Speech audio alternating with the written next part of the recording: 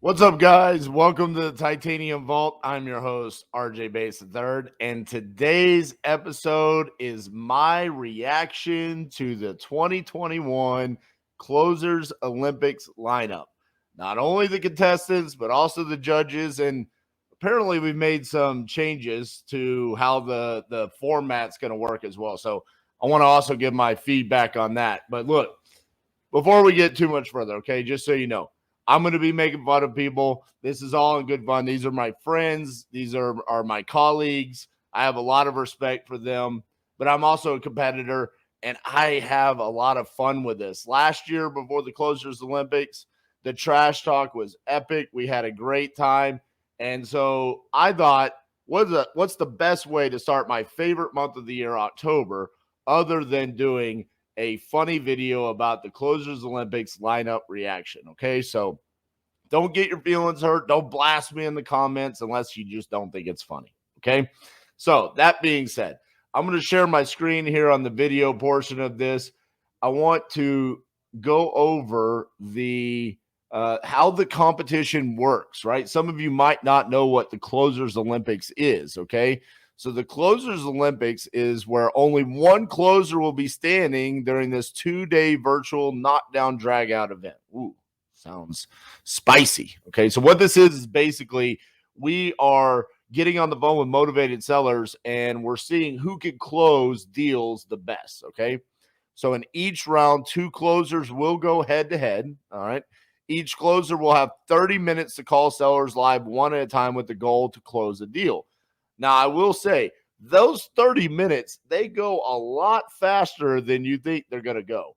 Okay. Because you could get on the phone and you could waste 3, 4, 5 minutes before you find out, hey, this person really is not motivated. They don't want to sell. And at that point in time, you've got to make a decision. Do you get off the phone or do you move on to the next person? Okay. The closer with the highest points will continue to the next round, while the closer with the least points will be eliminated. In case of a tie, the audience will be given a poll to decide who the winner of that round is. Now, real quick, I'm going to bring myself back here. This would have been extremely helpful in 2020, right? It would have eliminated the whole Carlos, kind of pulling one over on me, because I think everyone in the audience agreed that I won last year. So I'm glad to see that change was made in how the tiebreakers are judged. Each closer will have a caller supporting them who will be dialing to get in contact with the seller. Okay, that's new. That helps. Last year, we were essentially cold calling warm leads, is what we were doing. The comps will be provided by Propelio, and the closer will have the option to run his own comps. Okay, that's cool. Leads will be submitted by the audience and will 100% benefit and be the responsibility of the audience to fulfill contractual obligations. So essentially, you put in your leads, we close them. It's still your deal. You don't have to JV with us or anything like that. There will be 3 judges who will be providing feedback and the total amount of points after each call. Okay. Now, the points, how do those work? Building rapport is 2 points. Negotiations, 2 points. Creative option, 1 point. Handling objections, 2 points. Net ROI, 5 points. Identifying pain, 2 points. A verbal agreement, 2 points. And a signed contract, 4 points. Okay. The winner, how it works, the king closer will be selected on the final round of day 2 and will be the last closer standing. The final rounds will determine who will receive the gold, bronze, and silver medals based on points scored. Judges will have the final call on who wins each round and medal. Okay, so look, this is an awesome event. I think anyone that attended last year's event got a ton of value. I watched every single call during the Closers Olympics last year. It was about 20 hours of content. Now, I will say this year they've added a Friday like pre-event where I believe people like attendees are going to be able to participate and try to become one of the attendees. I don't know if they're still doing that or not. I believe that's what's been told to me. But look, I'm just a participant, okay? I don't know. I'm not running this or anything like that. I think some people got confused about that last year. They thought everybody was running it. I'm just a participant, but There is a Friday portion of this as well, and then the actual closers Olympics will be Saturday and Sunday. But look, tons of value. Tickets are super cheap. It's probably the cheapest thing that you're going to get for this long of content as far as closing goes. Okay. Now let's get into my reaction in the lineup. Okay. We're going to start with the participants, the 2021 closers. Okay. And you see right here, here's the 5 that they have up there, myself included. Okay. So there's 9 people that I want to give a reaction to. First and foremost, the 3 people that have been running this for the past 2 years, Elijah Rubin, Keith Everett, Aaron Bevins. Thank you so much for inviting me back. I'm actually surprised with the amount of trash talk that I did with you guys that I got invited back. But that being said, look, Elijah Rubin, he finished in the top 3 last year. I think everybody knows Elijah as the rapport building king. He does fire damage deals. Last year, it was surprising to me because he literally pushed the envelope all the way up until 2-3 minutes left before he attempted to close the deal. I mean, it was all about building rapport. And so my reaction to Elijah being in the competition is, if I have to go head-to-head against somebody, I very much don't mind going against Elijah. And the reason why is because I know I'm quick and I'm efficient and I can get to the point. And if he goes before me and I know that he locks a deal up, I know that I have enough time within 30 minutes to try to get multiple deals, where that is not his objective. His objective is to build rapport and to eventually lock that deal down. He also was not locking deals down at a very discounted rate. And I think that's probably because he's in the Phoenix market and they can wholesale at insane values in Phoenix. So I think I have a little bit of an advantage there over Elijah for 2 different aspects. I think I can buy deeper than him, and I think I can also get more deals than Elijah. So he's a good dude. He's a really good closer. But I wouldn't mind going up against him, and I think it would be a great contrast of closing techniques there. Right now, the next one is Real Estate Diddy, Keith Everett. Okay, now look, hopefully this year Keith doesn't blow it like he did last year. He had a great lead. Guy asked him, it was in Nebraska. He asked him, "Are you local here?" He said, "Yeah, we've got an office." He didn't. Look, Keith feels like he got the short end of the stick last year because he went last on day one. I can guarantee he doesn't go last on day one this year. Hopefully he comes back with a good showing. Because I felt for him. I think he felt the pressure of going last, and he wasn't getting a whole lot of good leads. I expect more from Keith this year. Next is good buddy Aaron Bevins. Look, I've been making fun of Aaron this whole year. No points Bevins, okay? Max Maxwell roasted him during his time. He said, "Look, you didn't even give me enough to be able to judge you. I give you 0 points because there's nothing to go off of." I thought that was a little bit wrong.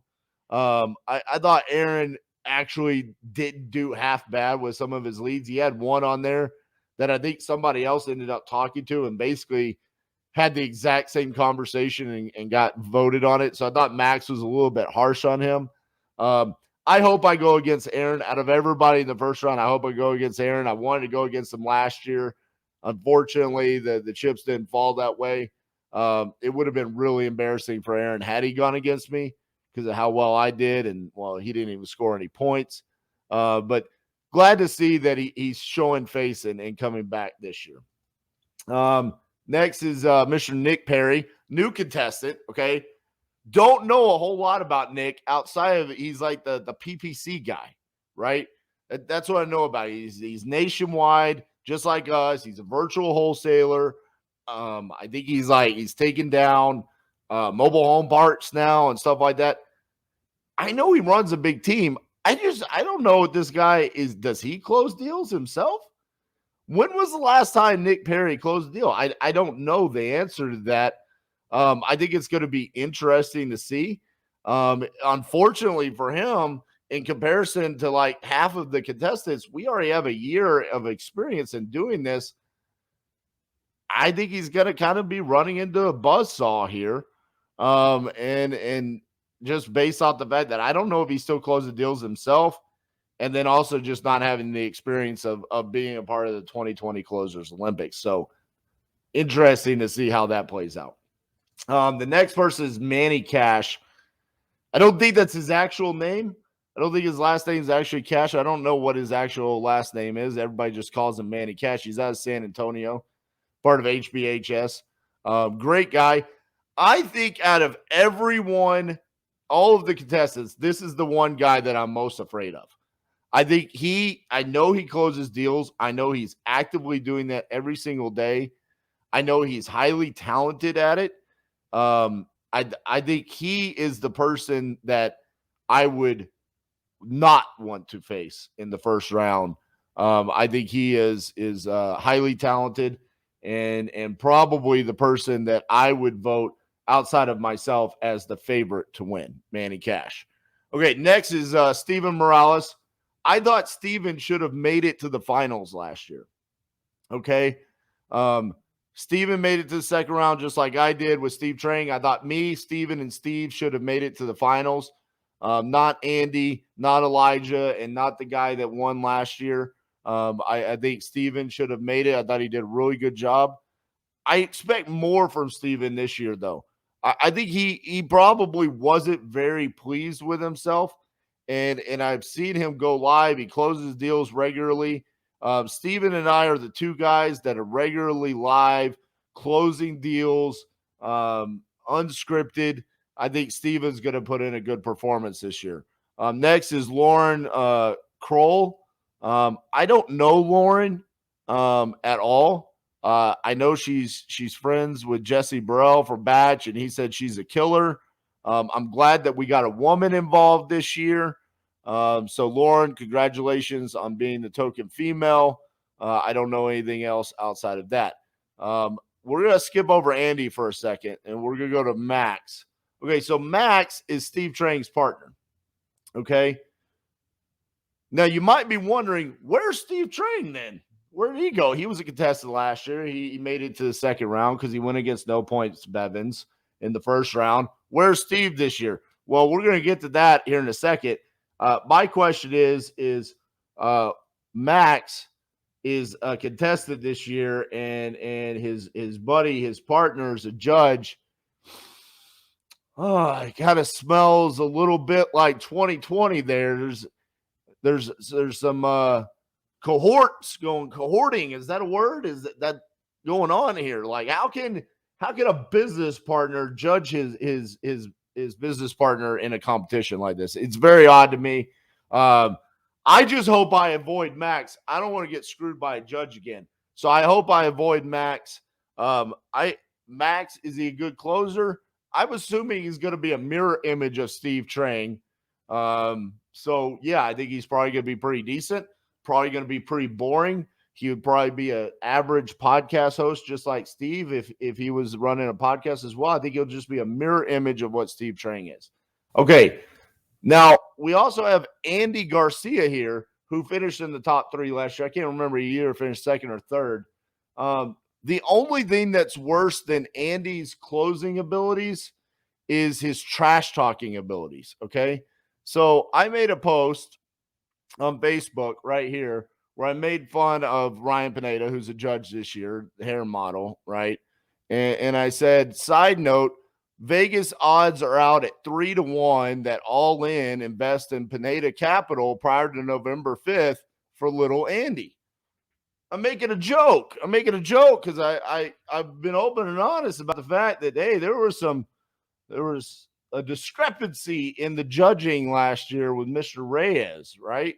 And how his boy ended up winning. Well, you see down here, Andy's trash talk to me was, I'm going to say this as politely as I can. Keep my name out of your sucking hole. You're irrelevant to me and our organization. I'm not even participating. He's not even participating. So you'll actually have a chance this year. But Andy, your picture's on the website. What do you mean you're not participating? When did this happen? Again, you wait until the website's launched. We've made the announcement, and now you're saying you're not participating? Oh, well, isn't that very all in of you? You're going to get all the publicity. Your face is still all over the website. But then on a random Facebook post, you're going to announce you're not participating. Look, later on in that Facebook comment, he says he's willing to fight me. Okay. Look, I'm not a fighter, okay? I'm a real estate investor and I'm a closer, okay? I understand that you can't actually beat me in a closing competition outside of Sugar Daddy being a judge and making sure that you win. So you want to fight me. Well, I don't fight people because first of all, I'm a grown man and we don't do that anymore. Okay, we're not children. And I'm actually glad Andy's not a part of this. I mean, I'm just going to be real. I thought he was not very good. I don't know how he made it as far as he did. I don't even know how he made the competition. So I'm glad that he's not going to be participating. Can't wait to see who's going to replace him in the competition. I'll have a separate reaction for that person. All right. Now that we're done with the closers, okay, those are the participants. This is the best part to me. Look how many judges we have this year. It's like literally anyone with an Instagram that has more than 15,000 followers is a judge this year. So we've got returning judges, Max Maxwell and Brent Daniels. Okay. Max Maxwell, the retired real estate investor, now airplane pilot, coming back to judge how to close real estate deals. That's fun. Glad to have the airline pilot with us. And then you got Brent Daniels. Brent Daniels puts out so many YouTube videos. When was the last time Brent actually closed a deal? Does he even know how to do it anymore? I don't know. Between the bicep curls and the YouTube videos, I don't think he has time. I know his team does deals. When was the last time Brent did it? And if you haven't done it yourself in forever, how can you properly judge? I don't know. But good to see those two back because at least they were picking me last year. So at least we know they'll judge appropriately. We've got Christina Aguilera with us and Crystal Polite. So we added a couple of females to this year.